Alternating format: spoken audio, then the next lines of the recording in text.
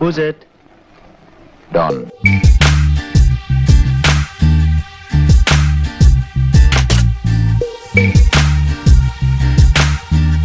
दोस्तों आज हम बात करेंगे बॉलीवुड के नायकों के नायक, महानायक, the one and only Don.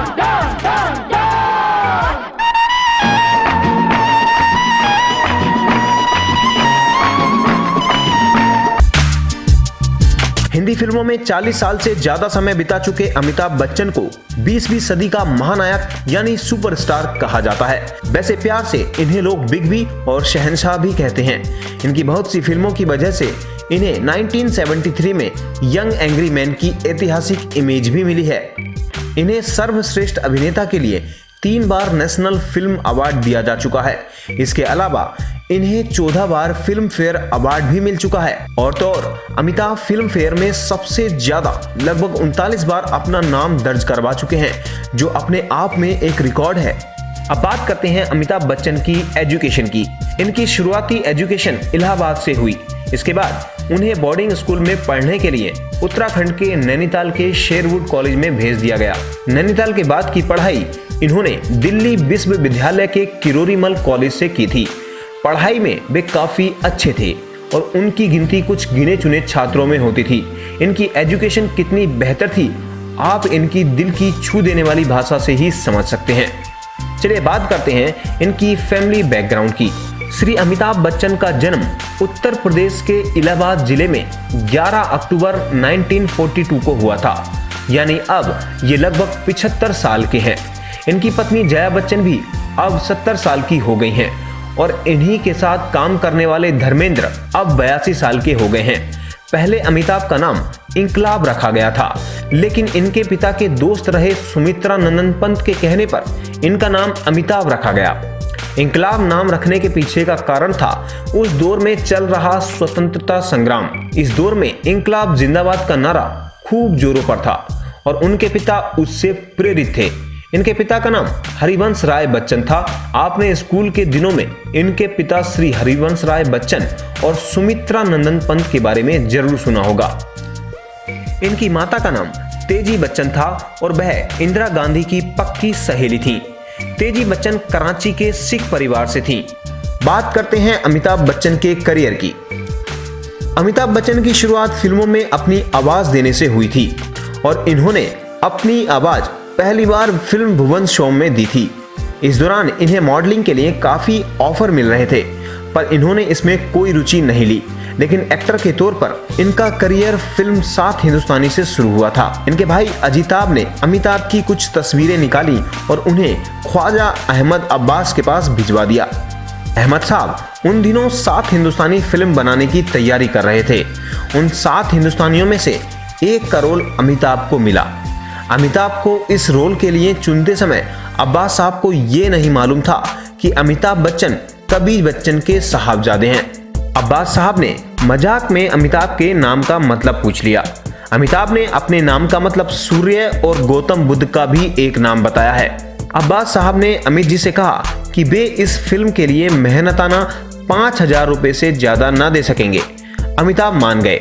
इसके बाद फिल्म के लिए जब एग्रीमेंट में अमिताभ की बलदियत पूछी गई तो अमित के हरिवंश राय बच्चन कहने पर फिल्म के डायरेक्टर अब्बास साहब ने साफ कह दिया कि वे इनके पिता से इजाजत लेकर ही उन्हें काम देंगे। अमिताभ को कोई आपत्ति नहीं थी। आखिरकार 7 हिंदुस्तानी के लिए अमिताभ को चुन लिया गया। ये फिल्म 1969 में बनकर तैयार हुई और दिल्ली के शीला थिएटर में रिलीज हुई। तब अमिताभ ने पहले दिन अपने माता पिता के साथ इसे देखा था। इसी शीला सिनेमा में कॉलेज से बंक मारकर उन्होंने कई फिल्में देखी थी, पर आज वो खुद की अपनी फिल्म देख रहे थे। पर यह फिल्म ज्यादा चल ना सकी और फ्लॉप हो गई। अमिताभ को असली पहचान फिल्म जंजीर से मिली थी। अमिताभ की 1973 में फिल्म जंजीर इनकी जिंदगी का टर्निंग पॉइंट साबित हुई और उस फिल्म के बाद से बॉलीवुड में पैदा हुआ एक यंग एंग्री मैन। जिंदगी कितने दांव पेच लगाती है इसका अंदाजा आप इसी बात से लगा सकते हैं कि अमिताभ बच्चन की जिस आवाज की पूरी दुनिया कायल है, उनकी इसी आवाज को ऑल इंडिया रेडियो ने भारी बताकर नौकरी नहीं दी और फिल्मों में आने के बाद अमित जी ने अपनी इसी आवाज में 2 दर्जन से ज्यादा गाने गाए हैं और उन्होंने अपना पहला गाना मिस्टर नटवर लाल फिल्म में गाया था, जिसके बोल हैं मेरे पास आओ मेरे दोस्तों एक किस्सा सुनो, जिसके लिए उन्हें बेस्ट प्लेबैक सिंगर का अवार्ड भी मिला है।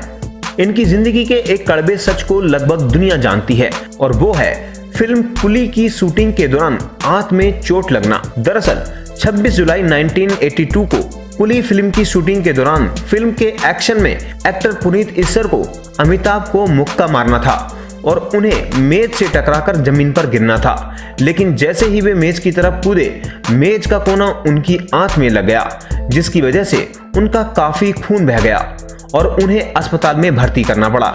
इस दौरान उस समय की प्रधानमंत्री इंदिरा गांधी भी उन्हें अस्पताल में देखने के लिए गई थी। इसके अलावा उस संकट के समय उनकी पत्नी जया बच्चन भी रोजाना कैंडी अस्पताल से सिद्धिविनायक मंदिर तक पैदल जाया करती थीं, जो लगभग 6 किलोमीटर दूर है। और तो और अमिताभ बच्चन के हजारों लाखों फैंस ने उनकी सलामती के लिए मंदिरों गुरुद्वारों में प्रार्थनाएं शुरू कर दी।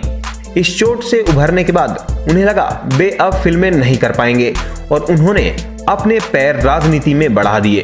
उन्होंने 8वें लोकसभा चुनाव में अपने क्षेत्र इलाहाबाद की सीट से उत्तर प्रदेश के पूर्व मुख्यमंत्री एच.एन. बहुगुणा को काफी ज्यादा वोटों से हराया, पर राजनीति में वो ज्यादा दिन तक टिक नहीं पाए और फिर उन्होंने अपना रुख फिल्मों की ओर करना सही समझा। अमिताभ बच्चन शुद्ध शाकाहारी हैं और 2012 में पेटा इंडिया द्वारा इन्हें एशिया का हॉटेस्ट वेजिटेरियन करार दिया गया। पेटा एशिया द्वारा करवाए गए एक कॉन्टेस्ट पोल में एशिया के सेक्सिएस्ट वेजिटेरियन का टाइटल भी उन्होंने ही जीता था। इस उम्र में सेक्सिएस्ट पोजीशन, मुझे लगता है हमें इनसे काफी कुछ सीखने की जरूरत है। उनकी एक कंपनी भी है जिसका नाम अमिताभ बच्चन कोऑपरेटिव लिमिटेड है। ये कंपनी कुली शूटिंग की चोट के दौरान काफी खस्ता हालत में थी। इस दौरान उनके दोस्त अमर सिंह ने इनकी काफी मदद की। बाद में अमिताभ ने अपनी पत्नी जया बच्चन को समाजवादी पार्टी में ज्वाइन करवाकर राज्यसभा सांसद बनाया। इससे समाजवादी पार्टी को काफी मदद मिली। 1970 और 1980 के दौर में फिल्मी सीन्स में अमिताभ का ही दबदबा था। इस वजह से फ्रेंच फिल्मों के डायरेक्टर फ्रांसवा ट्रुफो ने उन्हें वन मैन इंडस्ट्री तक कह दिया था। इन्हें भारत सरकार की तरफ से 1984 में पद्मश्री, 2001 में पद्म भूषण और 2015 में पद्म विभूषण जैसे सम्मान मिल चुके हैं। अमिताभ बच्चन की उस दौर में कितनी अहमियत थी, इसका अंदाजा आप इसी बात से लगा सकते हैं कि 1992 में बनी खुदा गवाह फिल्म की शूटिंग भारत, अफगानिस्तान, नेपाल और भूटान में हुई थी और जब फिल्म की शूटिंग अफगानिस्तान में हो रही थी तब अफगानी राष्ट्रपति ने देश का आधा सिक्योरिटी सिस्टम उनकी सिक्योरिटी में लगा दिया था। अमिताभ बच्चन दोनों हाथों से लिख भी लेते हैं, साथ ही इन्हें मराठी, पंजाबी, गुजराती और बंगाली भाषाओं का भी ज्ञान है। बात करते हैं इनकी शादी की।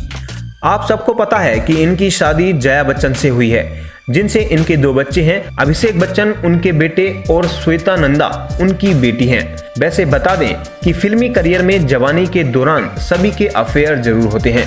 इन मामलों में अमिताभ बच्चन भी पीछे नहीं हैं। इनके जमाने की मशहूर अभिनेत्री रेखा से भी इनके अफेयर के काफी चर्चे रहे हैं और कई बार तो रेखा के शादी ना करने पर भी सवाल उठते रहे हैं।